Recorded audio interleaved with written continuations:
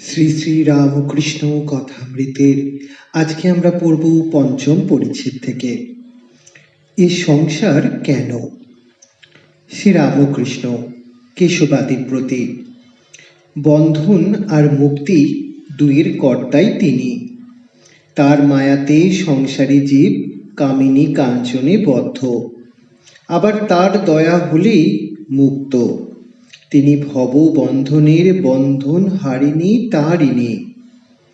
এই বলিয়া গর্ভদ নিন্দিত কণ্ঠে রামপ্রসাদের গান গাইতেছেন। শ্যামামা উড়াচ্ছে ঘুড়ি ভব সংসার বাজার মাঝে, ওই যে আশা বায়ু ভরে উড়ে বাঁধা তাহে মায়া দড়ি। কাক গণ্ডি মন্ডি গাঁথা পঞ্চরাদি নানা নারী, ঘুড়ি সগুণে নির্মাণ করা কারিগরি বাড়াবাড়ি। বিষয়ে মেজেছে মাঞ্জা কর্কশা হয়েছে দড়ি, ঘুড়ি লক্ষ্যের দুটো একটা কাটে, হেসে দাও মা হাত চাপারি। প্রসাদ বলে দক্ষিণা বাতাসে ঘুড়ি যাবে উড়ি, ভব সংসার সমুদ্র পারে পূর্বে গিয়া তাড়াতাড়ি।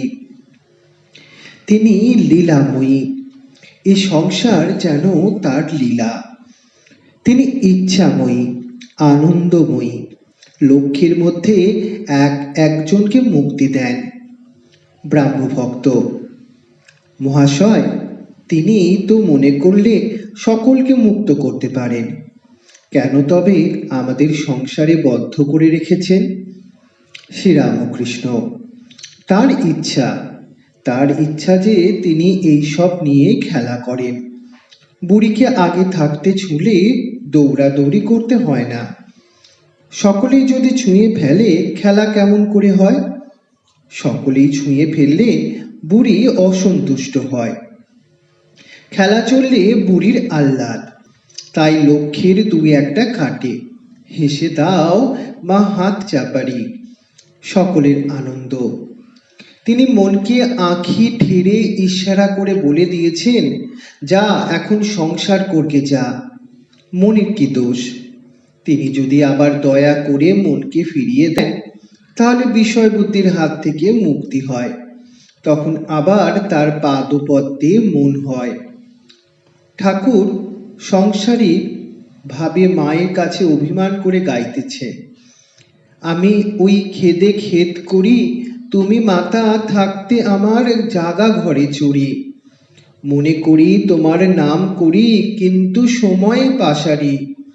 আমি বেঁচেছি জেনেছি আশ্রয় পেয়েছি, এসব তোমারই চাতুরি। কিছু দিলে না পেলে না নিলে না খেলে না, সে দোষ কি আমারই? যদি দিতে পেতে নিতে খেতে, দিতাম খাওয়াতাম তোমারই। যশ অপযশ সুরস কুরস সকল রস তোমারই। ওগো রসে থেকে রসভঙ্গ, কেন করো রসেশ্বরী? প্রসাদ বলে মন দিয়েছেও মনের আঁখি ঠারি। ওমা তোমার সৃষ্টি দৃষ্টি পোড়া মিষ্টি বলে ঘুরি। তাঁরই মায়ায় ভুলে মানুষ সংসারী হয়েছে। প্রসাদ বলে মন দিয়েছ মনেরই আঁখি ঠারি। কর্মযোগ সম্বন্ধে শিক্ষা, সংসার ও নিষ্কাম কর্ম। ব্রাহ্মভক্ত মহাশয়, সব ত্যাগ না করলে ঈশ্বরকে পাওয়া যাবে না? শ্রীরামকৃষ্ণ সহাস্যে বলছেন, না গো, তোমাদের সব ত্যাগ করতে হবে কেন? তোমরা রসে বসে বেশ আছো। সা রে মা তে, সকলের হাস্য। তোমরা বেশ আছো। নক্স খেলা জানো? আমি বেশি কাটিয়ে জ্বলে গেছি। তোমরা খুব শিয়ানা, কেউ 10-এ আছো, কেউ 6-এ আছো, কেউ 5-এ আছো, বেশি কাটাও নাই, তাই আমার মতো জ্বলে যাও নাই। খেলা চলছে, এ তো বেশ। সকলের হাস্য। সত্যি বলছি, তোমরা সংসার করছো, এতে দোষ নাই, তবে ঈশ্বরের দিকে মন রাখতে হবে, তা না হলে হবে না। এক হাতে কর্ম করো, আর এক হাতে ঈশ্বরকে ধরে রাখো। কর্ম শেষ হলে দুই হাতে ঈশ্বরকে ধরবে। মন নিয়েই কথা, মনেতেই বদ্ধ আর মনেতেই মুক্ত। মন যে রঙে ছোপাবে সেই রঙেই ছুপবে। যেমন ধোপাঘরের কাপড়, লালে ছোপাও লাল, নীলে ছোপাও নীল, সবুজ রঙে ছোপাও সবুজ। যে রঙে ছোপাও সেই রঙেই ছুপবে। দেখো না, যদি একটু ইংরাজি পড়ো তো অমনি মুখে ইংরাজি কথা এসে পড়ে। ফুট ফাট ইট মিট সকলের হাস্য। আবার পায়ে বুট জুতা, শীষ দিয়ে গান করা, এই সবও এসে জুটবে। আবার যদি পণ্ডিত সংস্কৃত পড়ে অমনি শ্লোক ঝাড়বে। মনকে যদি কুসঙ্গে রাখো তো সেই রকমই কথাবার্তা চিন্তা হয়ে যাবে। যদি ভক্তের সঙ্গে রাখো, ঈশ্বর চিন্তা, হরি কথা, এই সবই হবে। মন নিয়েই সব। এক পাশে পরিবার, এক পাশে সন্তান। একজনকে একভাবে, সন্তানকে আর একভাবে আদর করে, কিন্তু একই মন। ষষ্ঠ পরিচ্ছেদ। ব্রাহ্মদিগকে উপদেশ, খ্রিস্ট ধর্ম, ব্রাহ্ম সমাজ ও পাপবাদ। শ্রীরামকৃষ্ণ ব্রাহ্ম ভক্তদের প্রতি। মনেতেই বদ্ধ, মনেতেই মুক্ত। আমি মুক্ত পুরুষ, সংসারে থাকি বা অরণ্যেই থাকি, আমার বন্ধন কি? আমি ঈশ্বরের সন্তান, রাজা ধীরাজের ছেলে, আমায় আবার বাঁধে কে? যদি সাপে কামড়ায় বিষ নাই, জোর করে বললে বিষ ছেড়ে যায়। তেমনি আমি বদ্ধ নই, আমি মুক্ত। এই কথাটি রোগ করে বলতে বলতে তাই হয়ে যায়, মুক্তই হয়ে যায়। পূর্ব কথা। শ্রীরামকৃষ্ণের বাইবেল শ্রবণ কৃষ্ণ কিশোরের বিশ্বাস।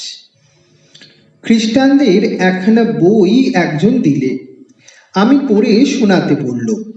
তাতে কেবল পাপ আর পাপ, কেশবের প্রতি। তোমাদের ব্রাহ্ম সমাজেও কেবল পাপী। যে ব্যক্তি আমি বদ্ধ বারবার বলে, সে শালা বদ্ধই হয়ে যায়। যে রাত দিন আমি পাপী এই করে, সে তো তাই হয়ে যায়। ঈশ্বরের নামে এমন বিশ্বাস হওয়া চাই কি আমি তার নাম করেছি, আমার এখনো পাপ থাকবে। আমার আবার পাপ কি? আমার আবার বন্ধন কি? কৃষ্ণকিশোর পরম হিন্দু, সদাচারনিষ্ঠ ব্রাহ্মণ। সে বৃন্দাবনে গেছিল। একদিন ভ্রমণ করতে করতে তার জল তৃষ্ণা পেয়েছিল। একটা কুয়োর কাছে গিয়ে দেখলো একজন লোক দাঁড়িয়ে রয়েছে। তাকে বললে, ওরে, তুই এক ঘুঁটি জল আমায় দিতে পারিস? তুই কি জাত? সে বললে, ঠাকুর মহাশয়, আমি হীন জাত, মুচি। কৃষ্ণকিশোর বলল, তুই বল শিব। নে, এখন জল তুলে দে। ভগবানের নাম করলে মানুষের দেহ মন সব শুদ্ধ হয়ে যায়। কেবল পাপ আর নরক, এইসব কথা কেন? একবার বলো যে অন্যায় কর্ম যা করেছি আর করব না, তার নামে বিশ্বাস করো। ঠাকুর প্রেমে উন্মত্ত হইয়া নাম মাহাত্ম্যের গান গাইছেছেন। আমি দুর্গা দুর্গা বলে মা যদি মরি, আখেরে এ দিনে না তারও কেমনও জানা যাবে গো শঙ্করী। আমি মার কাছে কেবল ভক্তি চেয়েছিলাম। ফুল হাতে করে মায়ের পাদ পদ্মে দিয়েছিলাম। বলেছিলাম, মা, এই নাও তোমার পাপ, এই নাও তোমার পুণ্য, আমায় শুদ্ধ ভক্তি দাও। এই নাও তোমার জ্ঞান, এই নাও তোমার অজ্ঞান, আমায় শুদ্ধা ভক্তি দাও। এই নাও সূচি, এই নাও তোমার অসুচি, আমায় শ্রদ্ধা ভক্তি দাও। এই নাও তোমার ধর্ম, এই নাও তোমার অধর্ম, আমায় শুদ্ধা ভক্তি দাও। ব্রাহ্ম ভক্তদের প্রতি একটি রামপ্রসাদের গান শোনো। আয় মন বেড়াতে যাবি, কালী কল্পতরু মূলে রে, মন চারি ফল কুড়ায়ে পাবি। প্রবৃত্তি নিবৃত্তি চায়া তার নিবৃত্তির সঙ্গে লোভী। ওরে বিবেক নামে তার ব্যাটারে তত্ত্ব কথা তাই শুধাবি। সূচি অসুচিরে লয়ে দিব্য ঘরে কবে শুবি। যখন দুই সতীনে পীড়িত হবে তখন শ্যামা মাকে পাবি। অহংকার অবিদ্যা তোর পিতা মাতায় তাড়িয়ে দিবি। যদি মোহ গর্তে টেনে লয় ধৈর্য খোঁটা ধরে রবি। ধর্মাধর্ম দুটো অজা তুচ্ছ খোঁটায় বেঁধে থুবি। যদি না মানে নিষেধ তবে জ্ঞান খড়গে বলি দিবি। প্রথম ভার্যার সন্তানেরে দূর হতে বুঝাইবি। যদি না মানে প্রবোধ জ্ঞান সিন্ধু মাঝে ডুবাইবি। প্রসাদ বলে এমন হলে কালের কাছে জবাব দিবি। তবে বাপু বাছা বাপের ঠাকুর মনের মতো মন হবি। সংসারে ঈশ্বর লাভ হবে না কেন? জনকের হয়েছিল। এই সংসার ধোঁকার টাটি। প্রসাদ বলেছিল তার পাদপদ্মে ভক্তি লাভ করলে এই সংসার মজার কুটি। আমি খাই দাই আর মজা করি। জনক রাজা মহা তেজা, তার কিসের ছিল ত্রুটি? সে যে এদিক ওদিক দুদিক রেখে খেয়েছিল দুধের বাটি। ব্রাহ্ম সমাজ ও জনক রাজা। গৃহস্থের উপায় নির্জনে বাস ও বিবেক। কিন্তু ফস করে জনক রাজা হওয়া যায় না। জনক রাজা নির্জনে অনেক তপস্যা করেছিলেন। সংসারে থেকেও একবার নির্জনে বাস করতে হয়। সংসারের বাহিরে একলা গিয়ে যদি ভগবানের জন্য 3 দিনও কাঁদা যায় সেও ভালো। এমনকি অবসর পেয়ে একদিনও নির্জনে তার চিন্তা যদি করা যায় সেও ভালো। লোকে মাগ ছেলের জন্য 1 ঘটি কাঁদে, ঈশ্বরের জন্য কে কাঁদছে বলো? নির্জনে থেকে মাঝে মাঝে ভগবানের জন্য সাধন করতে হয়। সংসারের ভিতর কর্মের মধ্যে থেকে প্রথম অবস্থায় মন স্থির করতে অনেক ব্যাঘাত হয়। ফুটপাতের গাছ যখন চারা থাকে বেড়া না দিলে ছাগল গরুতে খেয়ে ফেলে। প্রথম অবস্থাতেই বেড়া, গুঁড়ি হলে আর বেড়ার দরকার থাকে না। গুঁড়িতে হাতি বেঁধে দিলেও কিছু হয় না। রোগটি হচ্ছে বিকার। আবার যে ঘরে বিকারের রুগী সেই ঘরে জলের জ্বালা আর আচার তেঁতুল। যদি বিকারের রোগী আরাম করতে চাও ঘর থেকে ঠাঁই নাড়া করতে হবে। সংসারী জীব বিকারের রোগী। বিষয় জলের জ্বালা আর বিষয় ভোগ তৃষ্ণা জল তৃষ্ণা। আচার তেঁতুল মনে করলেই মুখে জল সরে, কাছে আনতে হয় না। এইরূপ জিনিসও ঘরে রয়েছে, যোশীর সঙ্গ। তাই নির্জনে চিকিৎসা দরকার। বিবেক বৈরাগ্য লাভ করে সংসার করতে হয়। সংসার সমুদ্রে কাম ক্রোধাদি কুমির আছে। হলুদ গায়ে মেখে জলে নামলে কুমিরের ভয় থাকে না। বিবেক বৈরাগ্য হলুদ, সৎ আমি বিবেক। ঈশ্বরই সৎ নিত্য বস্তু, আর সব অসৎ অনিত্য, দুদিনের জন্য। এইটি টান বা স্নেহ। বংশী বাজিল ওই বিপিনে, আমার তো না গেলে নয়। শ্যাম পথে দাঁড়াইয়া আছে, তোরা যাবি কিনা বল, যাবি বল গো। তোদের শ্যাম কথার কথা, আমার শ্যাম অন্তরের ব্যথা সই। তোদের বাজে বাঁশি কানের কাছে, বাঁশি আমার বাজে হৃদয় মাঝে। স্বামীর বাঁশি বাজে বেড়াও রাই, তোমা বিনা কুঞ্জের শোভা নাই। ঠাকুর অশ্রুপূর্ণ নয়নে এই গান গাইতে গাইতে কেশবাদী ভক্তদের বললেন, রাধা কৃষ্ণ মানো আর নাই মানো, ওই টানটুকু নাও। ভগবানের জন্য কিসে এইরূপ ব্যাকুলতা হয় চেষ্টা করো। ব্যাকুলতা থাকলেই তাকে লাভ করা যায়। সপ্তম পরিচ্ছেদ। শ্রীযুক্ত কেশব সেনের সহিত নৌকা বিহার। সর্বভূত হিতে রতাহা। ভাটা পড়িয়াছে। আগ্নেয়বোধ কলিকাতা অভিমুখে দ্রুত গতিতে চলিতেছে।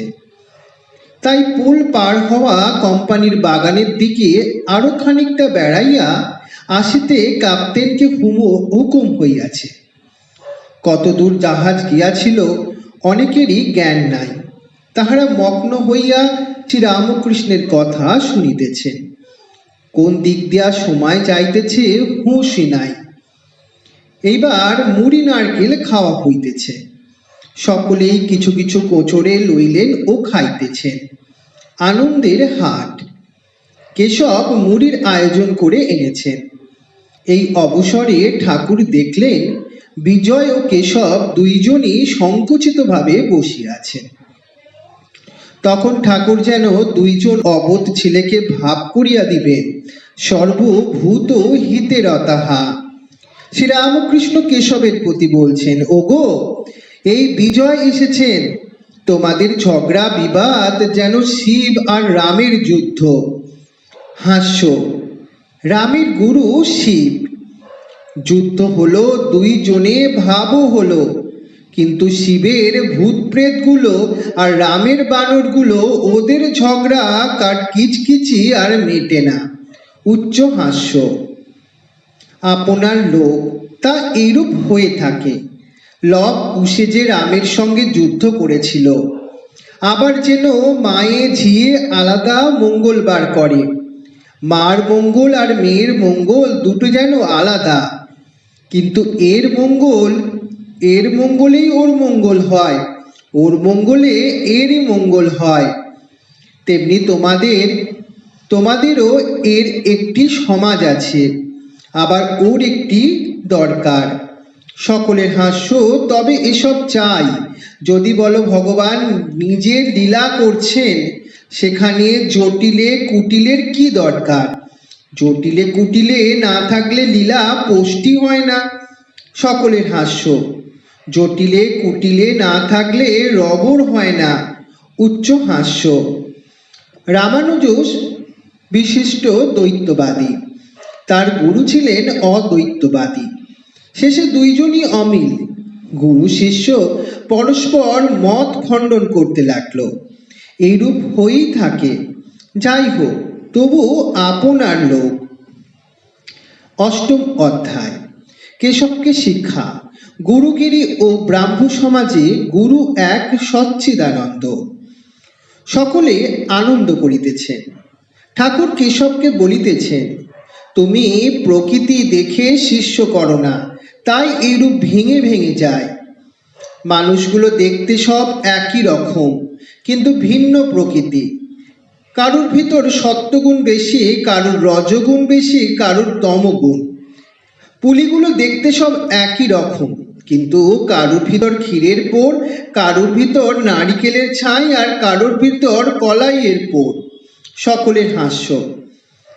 আমার কি ভাব জানো? আমি খাই দাই থাকি, আর সব মা জানে।